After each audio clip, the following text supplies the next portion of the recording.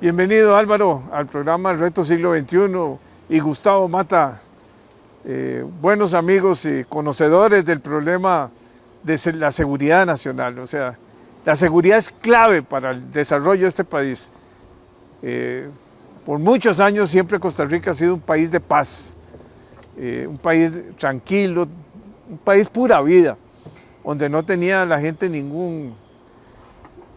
O sea, no veíamos la cantidad de crímenes o ejecuciones, porque nunca, eso se veía nada más en las películas, pero y ahora parece que lo estamos viendo en Costa Rica, cosa y ejecuciones en pleno día, y la gente ya comienza a sentir una gran inseguridad.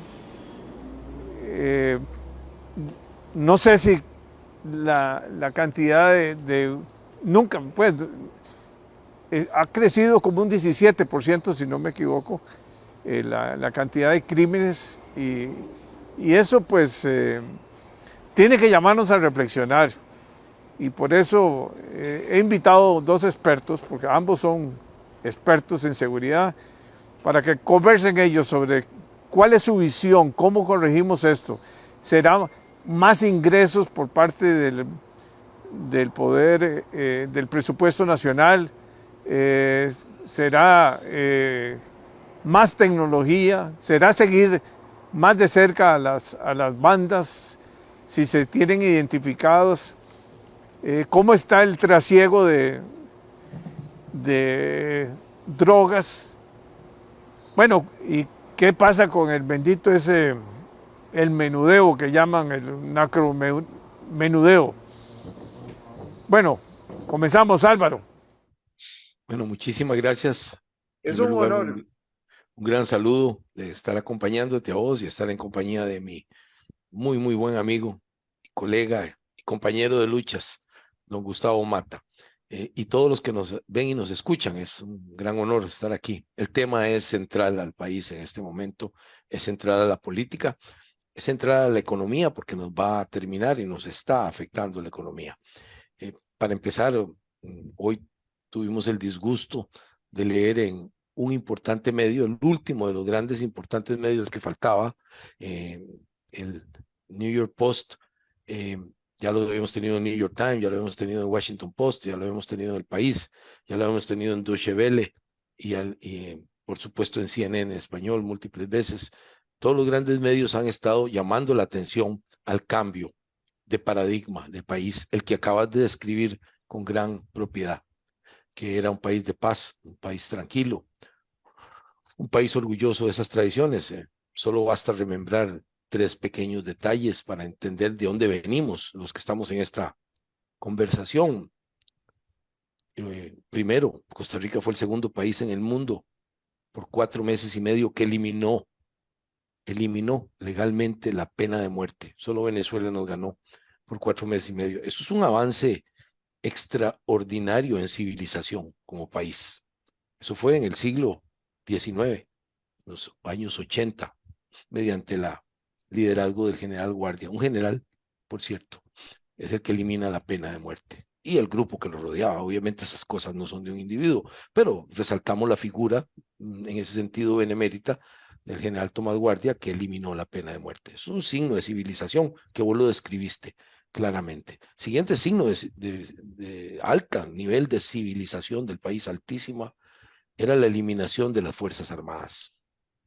El país decidió, el Estado costarricense, la sociedad, como un cuerpo político, decidieron no utilizar la fuerza para cegar otras vidas, para destruir la propiedad de otros. Ya habíamos decidido que la vida humana era inviolable en el sentido del Estado versus las personas que delinquen.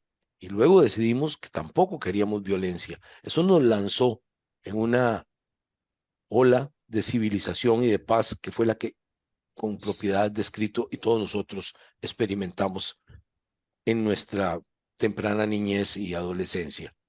Un país extremadamente pacífico, extremadamente civilizado. Y luego, en general, si uno agarra la Constitución, que es el espíritu que nos permea a todos los costarricenses como sociedad, La protección de la vida está ahí también. Tenemos una hoja limpia desde su incepción hasta su muerte natural. Hay una protección en el sistema político. Ya no hablemos del sistema legal, que es también muy importante, en la concepción política de vida civilizada.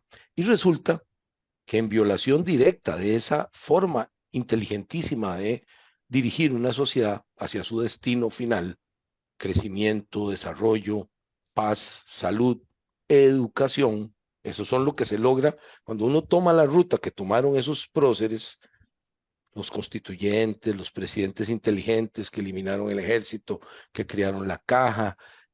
De repente nos encontramos, en esa ruta nos encontramos de repente que los delincuentes y la delincuencia organizada y la desorganizada, pero mal organizada, recetan y ejecutan pena de muerte sin parar todo el día, todos los días del mundo en Costa Rica y en nuestros mares. Es decir, hemos perdido uno de los grandes principios. Entonces, es un tema muy importante.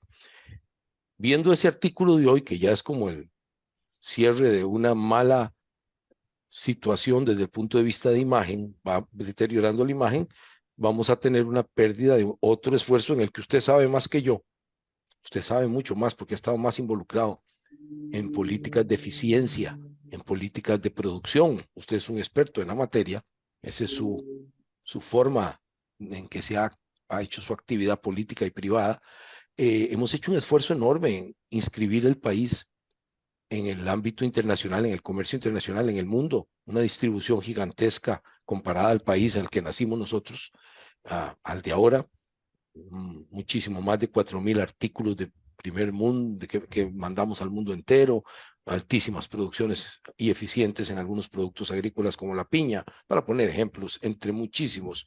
Tenemos unas zonas francas que son de alta tecnología. Todo eso se ve en peligro si tenemos una criminalidad que va dominando la sociedad. Y si algo también se ve en gran peligro es la industria turística, que es orgullo del país, que explota la belleza, la tradición, todo esto que hemos contado debería ser explotado por la industria turística como un activo muy poderoso, un motor muy poderoso de atracción, y lo es todavía en el sentido estricto de la palabra, se ve directamente afectado por esto. Y veríamos perder esa competitividad, ese crecimiento muy deseable, porque la industria turística es la más democrática de todas en alguna medida dentro de la empresa privada, en la que los grandes empresarios ganan como grandes empresarios y un pequeño empresario turístico gana como un pequeño empresario, y existe un derrame hacia toda la población. Particularmente me interesan las áreas rurales, las áreas costeras, que reciban ese beneficio. Entonces es indispensable que no perdamos eso. Eso se ve directamente afectado por la descripción que usted hace del problema del crimen organizado, que particularmente se está enseñoreando en las costas. Lo digo con tristeza, no con alegría. El otro elemento que usted también conoce bastante, y don Gustavo, que ha estado en institucionalidad del país, es la posibilidad altísima de que hayamos sido infiltrados. Ahora sí puedo afirmarlo, hemos sido infiltrados en el gobierno, hemos sido infiltrados en el Poder Judicial. Hay indicios también de que hubo, no digo que ahorita lo haya, no tengo pruebas de eso, pero hubo infiltración en el Poder Legislativo, en la legislatura pasada. Claramente tenemos eso. Aquí está en peligro la democracia, las instituciones democráticas, las contribuciones a los partidos políticos, el financiamiento paralelo de campañas, las granjas de troles. Se mantiene toda una guerra política, una contrainteligencia política por dinero del narcotráfico. No tengo ninguna duda que esas granjas de troles que estoy viendo, masivas, no se mantienen en el aire. Eso se mantiene con dinero del narcotráfico. Tengo la menor duda de que eso es así. Y poco a poco se irá descubriendo todas las interrelaciones. Me preocupa muchísimo que se oyen rumores de infiltración, pero perfectamente claros, de personajes vinculados al narcotráfico, infiltración en todo el orden político. Eso va a destruir la esencia de la democracia. las instituciones electorales. Usted verá ataques al Tribunal Supremo de Elecciones porque los dineros del narcotráfico van a financiar personajes, van a financiar granjas de troles que van a atacar a quien tiene que ver con la pureza de las elecciones para poder controlar ellos la próxima elección. Particularmente le tengo miedillo a las elecciones municipales porque son las más débiles y las que más estructuras paralelas naturalmente han tenido. Usted y yo hemos estado en política, don Gustavo ha estado menos en política electoral por sus trabajos, obviamente, en el Poder Judicial y en la institucionalidad del país, pero usted y yo sí hemos estado y sabemos cuán débil es la posibilidad de que nos entren vía los sistemas electorales de las municipalidades. Es bastante fácil la penetración. Creo que ya en las costas tenemos problemas seriosísimos de eso y lo estamos viendo. El último elemento es la situación determinista geográfica del país. Estamos en el medio geográfico peor, el peor barrio posible del país. No me imagino uno más malo que podamos haber estado. Dios nos puso aquí, no fue que no, lo escogimos, pero así estamos. Y entonces estamos entre los grandes productores del norte de Sudamérica y los enormes consumidores y países ricos del hemisferio norte. Y ahí no tenemos escapatoria. Entonces tenemos una situación gravísima en la que, como corolario de esta situación geográfica determinista, tenemos un país que es chiquitito, de 50.900 kilómetros cuadrados, 5.3 millones de personas. El año pasado y antepasado fuimos el lugar de acopio más grande del mundo de cocaína, donde se acumuló mayor cantidad de cocaína en el mundo y en alguna medida destacamos, gracias a Moín, como el mayor exportador de cocaína a los puertos de Europa Occidental. Sí, somos una potencia, una superpotencia mundial en narcotráfico.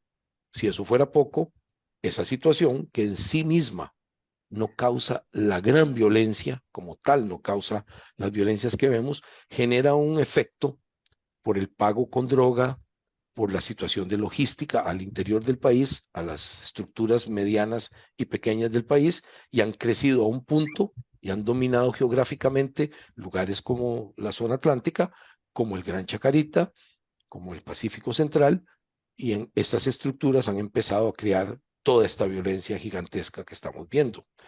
En alguna medida la violencia no viene de los 5.000 kilos que pasan al mes de algún cartel gigantesco o 10.000 kilos que pasen. Claro que es un efecto corruptor, etcétera. La violencia se genera al interno, es generada al interno por la lucha por el control de los mercados locales, que tenemos el control de la marihuana de alto contenido THC, se ha convertido en un tema extraordinariamente violento y nos espera una ola de violencia este año a finales de año y principios del otro, que va a incrementar extraordinariamente la violencia al interno, que es lo que ya está sucediendo en Estados Unidos y México en relación a Estados Unidos, que es el nuevo tsunami de cocaína, perdón, de droga sintética, particularmente de fentanilo, que va a generar un choque con las estructuras que hay actuales que venden marihuana, crack, los derivados, alguna droguita por ahí, como flaca, etcétera. Este choque, cuando se genere en el país, ya sé, eso ya tiene consecuencias extraordinarias en los Estados Unidos,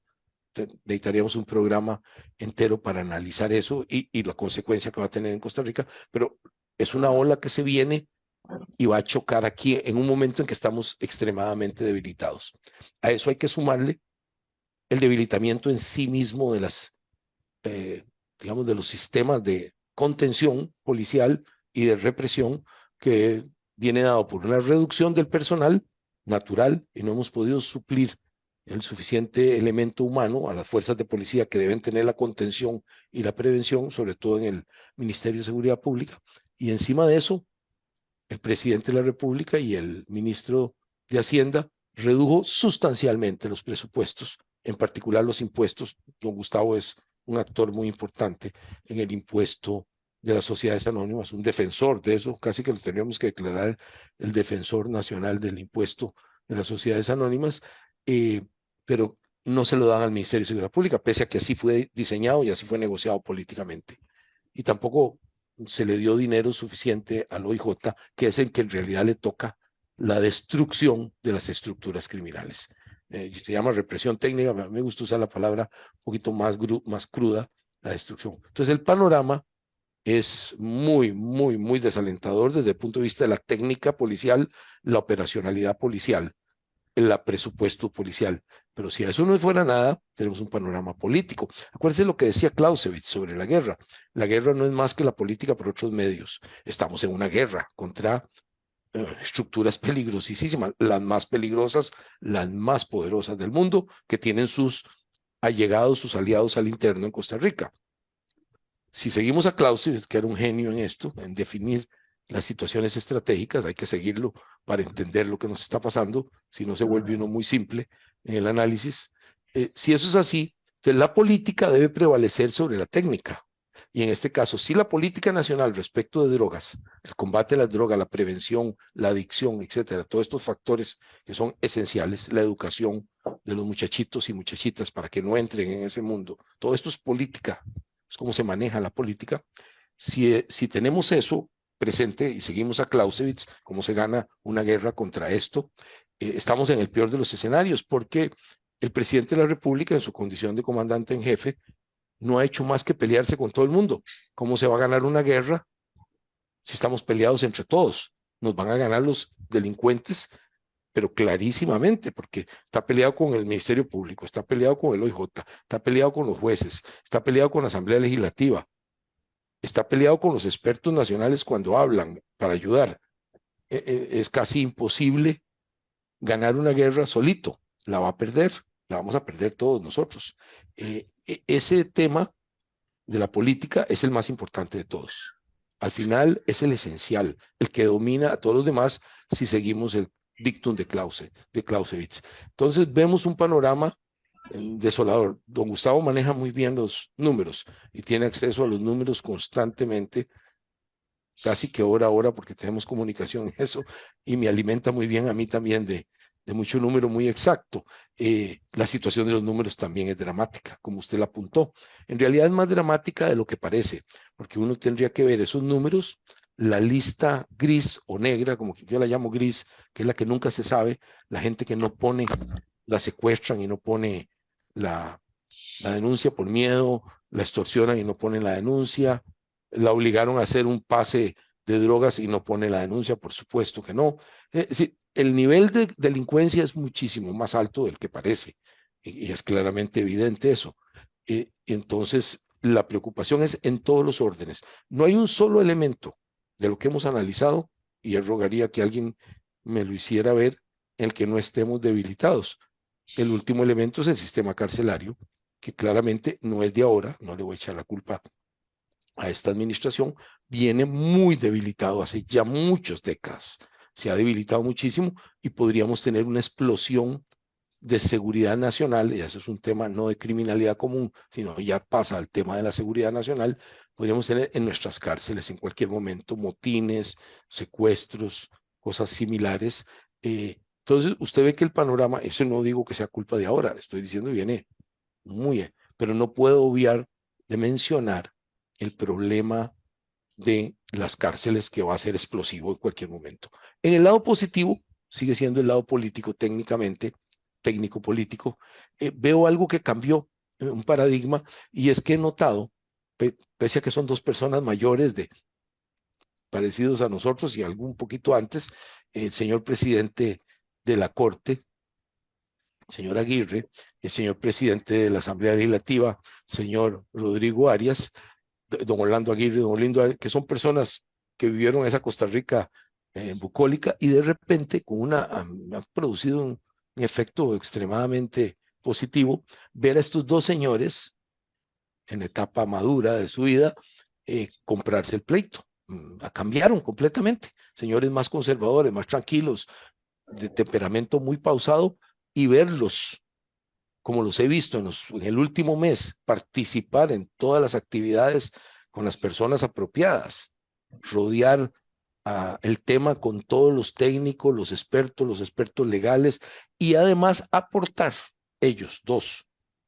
Quiero resaltar a don Orlando Aguirre, que era una persona muy tranquila y cuyo tema es el tema civil, los temas de derecho civil, han sido sus temas, es un experto toda su vida en eso, no en el penal, verlo de repente representar a la Corte proponiendo específicamente cambios, todos ellos positivos, y faltan más, por supuesto. Estoy seguro que si cogemos ese camino, iremos por el camino correcto, pero ver a la Corte meterse en el tema de frente me ha sorprendido muy agradablemente. Y ver a don Rodrigo, que sí tiene mucha experiencia, don Rodrigo Arias, que manejó la DIS como ministro de la presidencia, y todo, etcétera, etcétera, tiene experiencia en el tema de seguridad nacional, por supuesto, alta.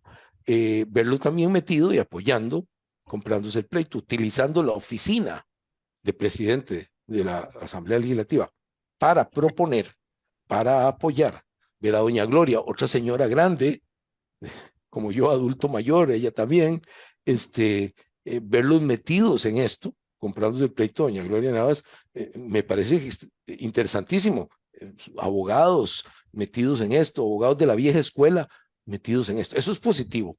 Me hace falta el concurso del Poder Ejecutivo, que se meta en esta tesis positiva y vamos mejorando paulatina y metódicamente lo que haya que mejorar.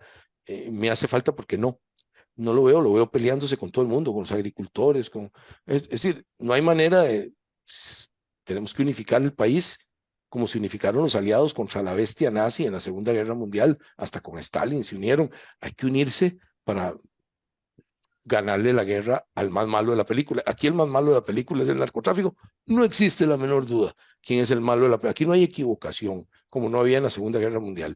El malo de la película eran los nazis y sus aliados. Así es que aquí tenemos clarísimo el panorama político y ahí es donde por eso desde el principio dije que lo que más me preocupa es el tema político. El tema técnico entre todos nosotros, todos juntos, con ayuda de nuestros aliados internacionales, que por dicha tenemos los mejores. Por cierto, nosotros contamos con los mejores aliados internacionales para esta pelea, los aliados occidentales, encabezados por Estados Unidos y Europa Occidental, y si le pedimos ayuda a Japón, estoy seguro nos ayuda, si le pedimos ayuda a los países democráticos como Israel, etcétera, estoy seguro nos ayudan todos. Es un país al que todo el mundo quiere ayudar. Es una suerte. Entonces tenemos los aliados apropiados a nivel internacional, los correctos, los que están en la línea de fuego. Por un lado, tenemos los mismos enemigos por los que combatir. No tenemos equivocación en estrategia internacional. Así que lo que necesitamos es tranquilidad, pensamiento y humildad a nivel interno y saber unificar, unir el consenso para el combate con el enemigo común. Eso en este momento no está. Bueno, quiero dejarlos aquí porque he hablado mucho. No, muchas gracias. Yo creo que es un panorama, primero, preocupante y segundo, definitivamente, Álvaro, esto es una lucha en que tenemos que estar todos unidos. No se puede estar dividiendo fuerzas ni culpando ni pensando que los anteriores no hicieron esto y no hicieron lo otro. Ahora es Costa Rica. Y le paso la palabra a Gustavo.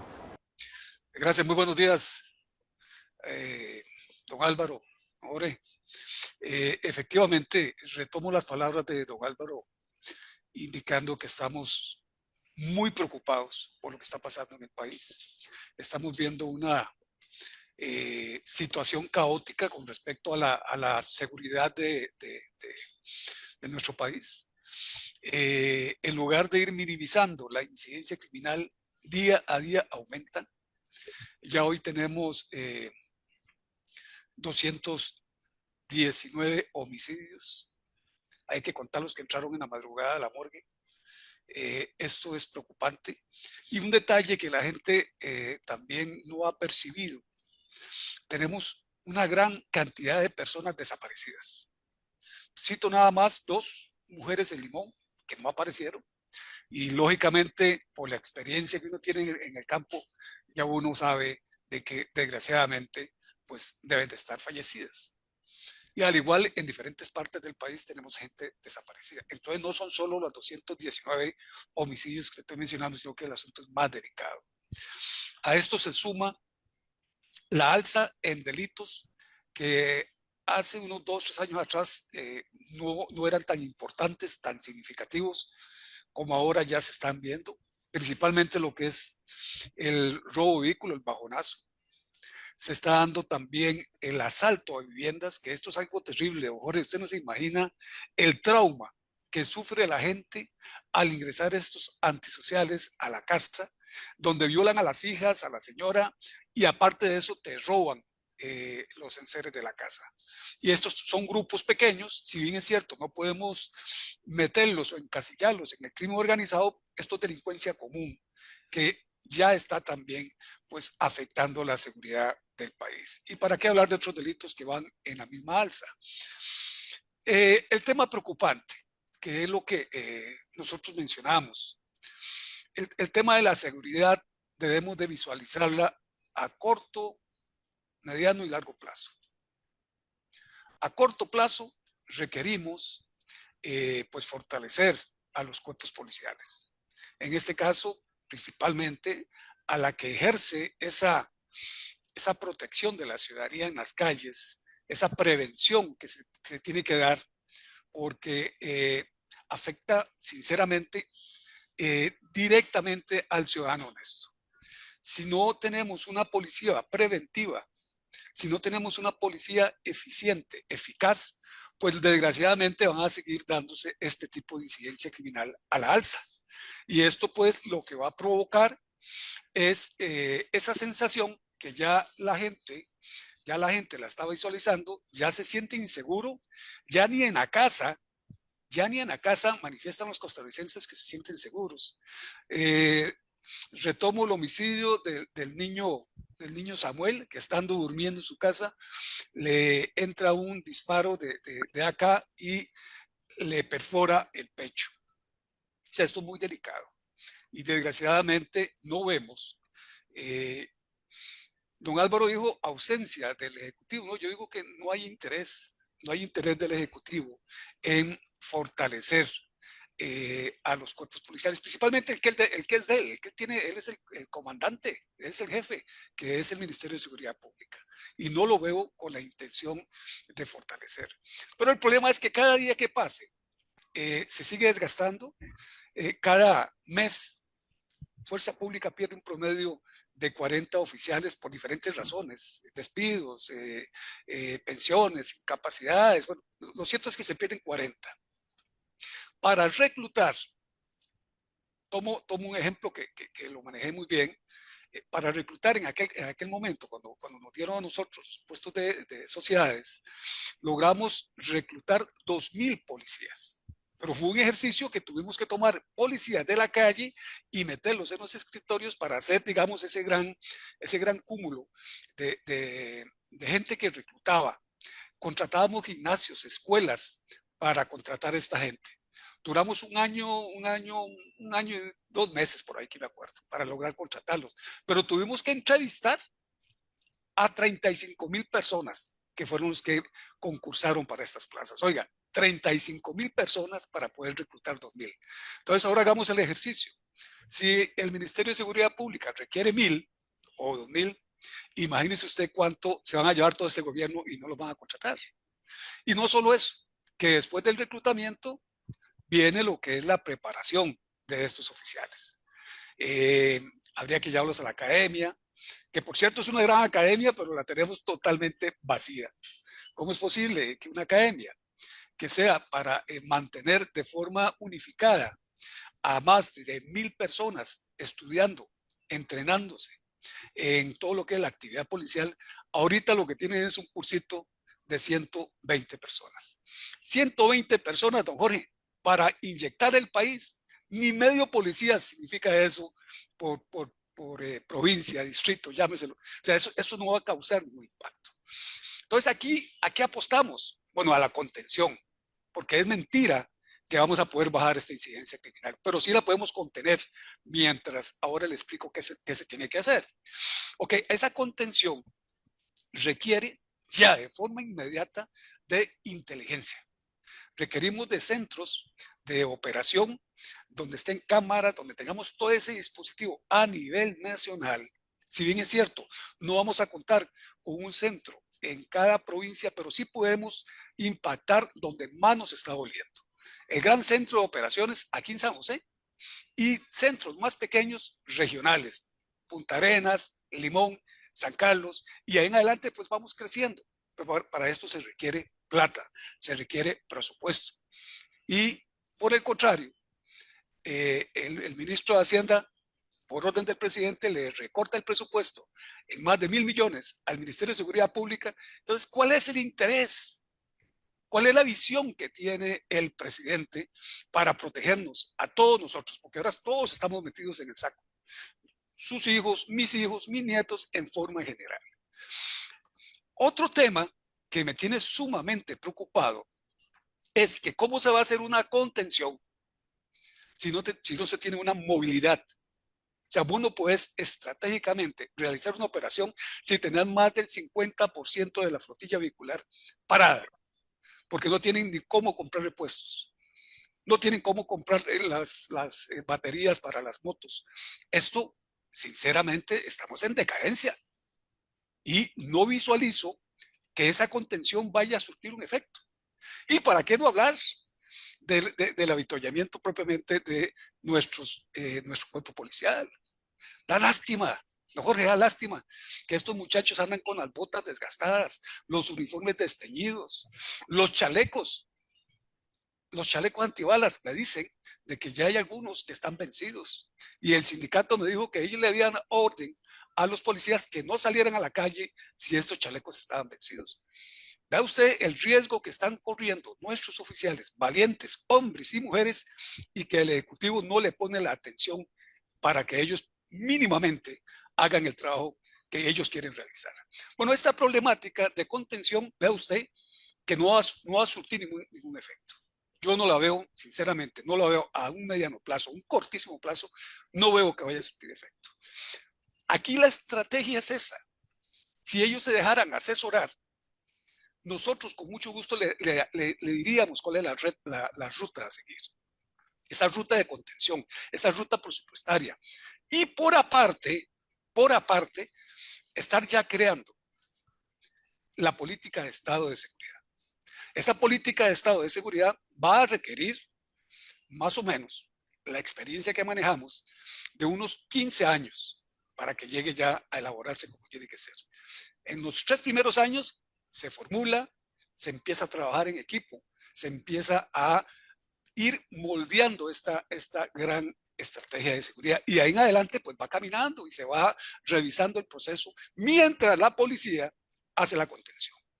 Pero tampoco lo visualizo. Vea que el ministro primero nos había dicho que para febrero iba a estar la política de Estado, ahora dice que va a estar para noviembre. Y mientras tanto, ¿qué, don Jorge? Mientras tanto, ¿qué? Va a seguir gente muriendo, va a seguir gente violada, va a seguir gente desapareciendo. Esto es triste porque no veo el interés del presidente en querer realmente impactar en la seguridad de este país. Y yo quiero agregar el tema del ataque a las causas, no podemos obviarlo, ¿verdad?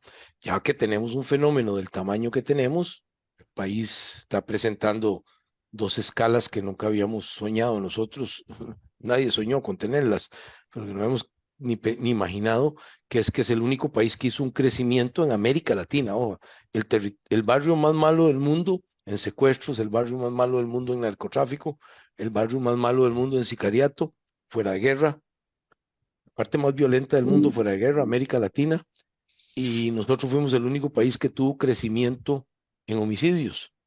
Eso es extraordinario, digamos, que el país que había tomado todas las medidas para nunca caer en ese tipo de violencia extrema, fuimos el único que tuvo crecimiento en homicidios. Eso es una cosa técnicamente muy seria. Como apunta don Gustavo, la tecnología es lo único a lo que podemos apostar muy fuerte. Tenemos que crear nuevos grupos enteros de policías especializados, etcétera, lo cual es muy difícil. Como él lo dice, todos tenemos experiencia en esto. Sacar 2.000 policías es un tema extraordinario, es todo un tema nacional, digamos. Eso se dice, pero no se hace, es muy complicado. Hay que hacerlo, tenemos que crear nuevos, y además, si vamos en ese campo, tenemos que crear suboficiales, ya que queremos de veras tener un cuerpo policial profesional, completamente profesional. Tenemos que tener una escuela de suboficiales, una escuela de oficiales, donde verdaderamente preparemos cada nivel de los que van a comandar esas unidades que tienen que contener y prevenir, y en el caso de los especialistas, reprimir técnicamente. Eso es lo primero. Eso es muy complicado, pero hay que hacerlo. Cuesta mucha plata, cuesta mucho tiempo, mucho esfuerzo, y ahora agregaría yo el peligro de la infiltración. A ese reclutamiento masivo, mi experiencia en inteligencia de muchos años me dice que correríamos peligro de que nos infiltren a los cuerpos policiales. Por supuesto, ya los tenemos infiltrados, pero correríamos un peligro muy grande de una mayor infiltración de la que ya tenemos. Pero hay que hacerlo. Hay que pasar por todos los filtros, pero hay que hacerlo. El siguiente elemento es la tecnología. Tenemos que tener más drones para controlar las comunidades difíciles. Es muy eficiente los drones. Para eso en otras partes del mundo se ha probado. Un centro, como lo describió don Gustavo, un C5, un C4, mínimo yo creo que ya un C4 al nivel de que estamos, que tecnológicamente integre con reconocimiento facial, reconocimiento, los programas, los software de reconocimiento facial, de reconocimiento de placas, esa tecnología que nos permite integrar las cámaras públicas, las privadas, a las policías, todas como una sola, hasta el último policía que tenga una terminal, el CIR le hace un aparato de comunicación o un teléfono celular que tenga cierta protección que tenga criptografía. Y luego tenemos que tener los sistemas de radares para proteger las costas, radares móviles de preferencia, que podamos moverlos a lo largo, sobre todo de la costa, en este caso del Pacífico, para empezar un tema que tenemos claro, pero el Atlántico también es igual de problemático, aunque el Pacífico es más importante desde la perspectiva del narcotráfico internacional. Necesitamos radares móviles, no tenemos ni uno ahora. Teníamos uno así, aquí estoy yo en Liberia ahorita, bueno, estoy en el Coco, en Liberia teníamos uno, pasaba todo el tiempo, yo vengo aquí constantemente, y había uno, se fue, se lo llevaron creo que para Belice, y nos quedamos sin el único radar. Eso implicó que el país cayó simplemente por la libre en materia de pistas clandestinas, que es exactamente a donde el cartel de Sinaloa y el de Nuevo Jalisco tienen una gran interés en que eso sea así. Parece que les dimos gusto.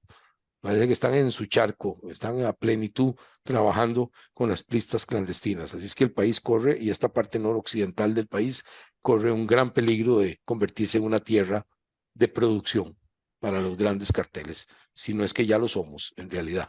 Yo me atrevería a decir que ya lo somos.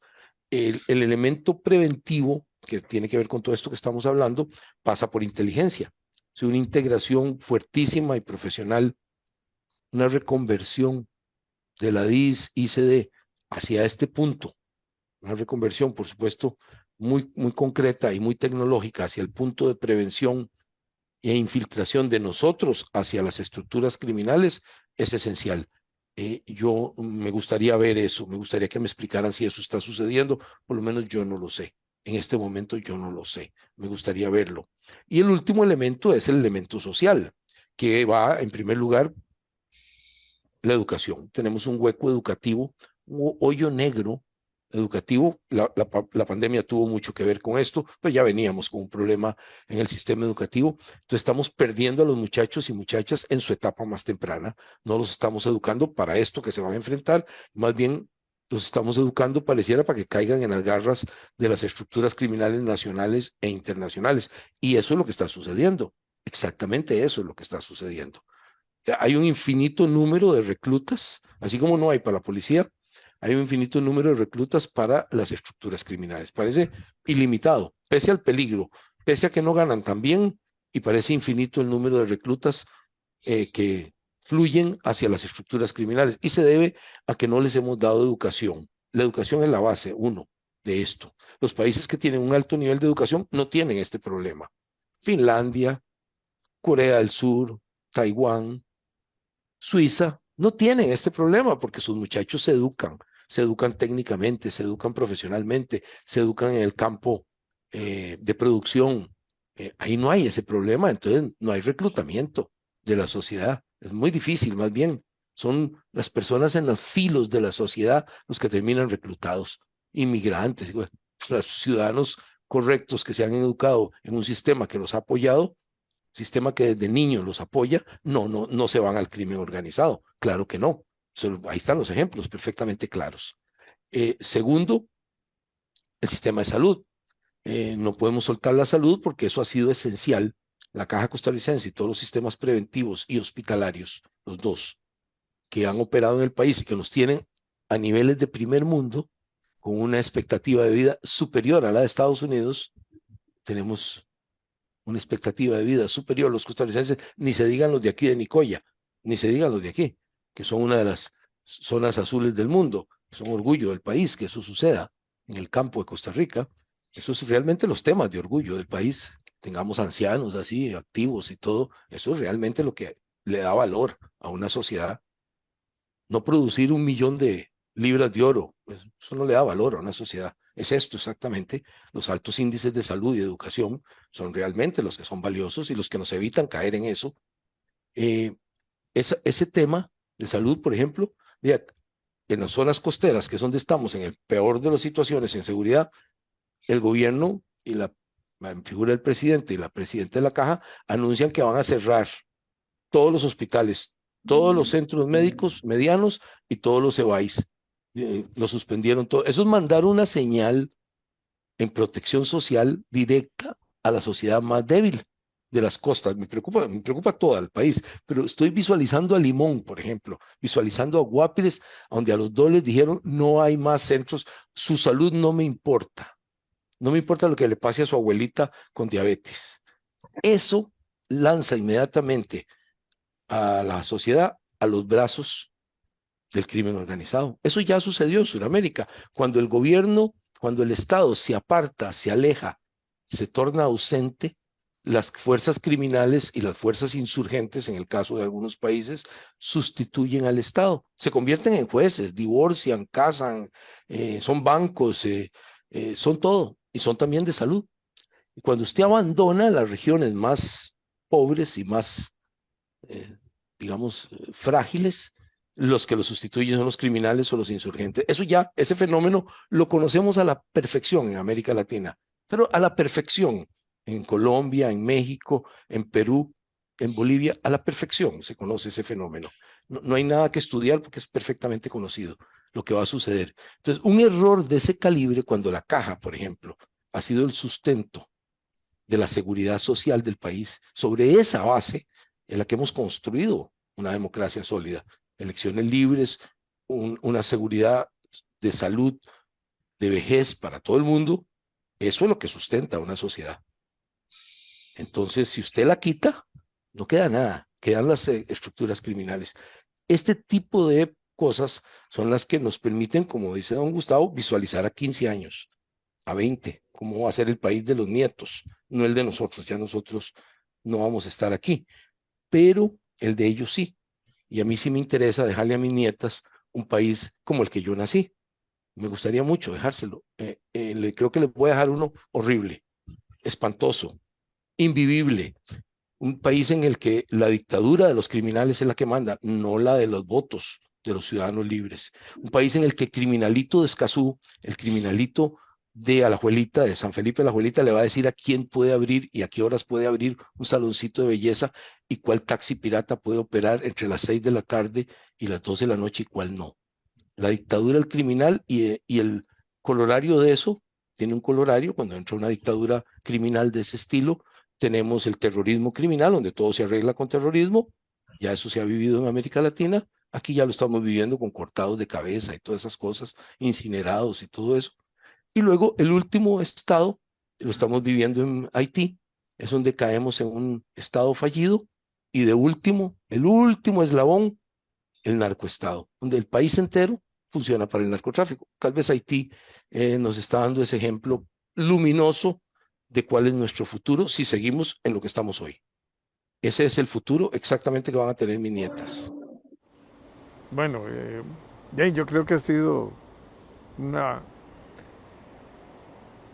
charla constructiva, muy fría, en el sentido del diagnóstico es frío. La visión de ustedes es clara porque conocen lo que está sucediendo. me preocupa. Creo que la parte central y el corazón de esta situación